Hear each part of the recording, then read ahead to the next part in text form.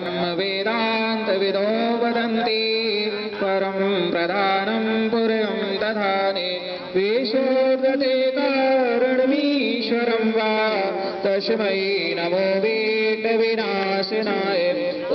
यं ब्रह्मा वर्णिमुद्मर्ताय स्वन्ति दिव्यै स्वै वेदै शान्तद्रमुग्निस्दय गायन्ति यं शामगाय ध्यानवस्थितेन मनसा पश्यन्ति यं योगिनो यशान्तं न विदुषुरासुरगणाय देवाय तस्मै नमः ॐ चन्द्रमांसो जातः सूर्यजायते सोदादाश्मकादिने जायते ॐ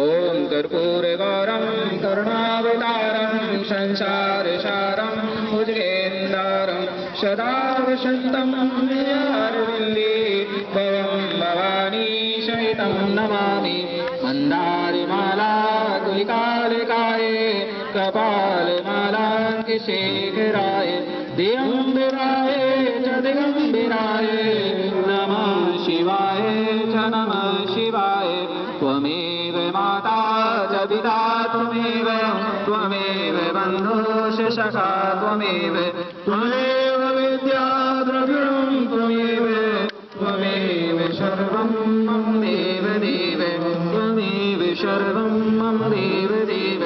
गुरुर्ब्रह्मा गुरुर्विष्णु गुरुरेवो महेश्वरा गुरुसाक्षात् परब्रह्मा तस्मै श्रीगुरुवे नमः अखण्डमण्डलाकारं व्याप्तमेन चराचरं तद्भुतं दर्शितं येन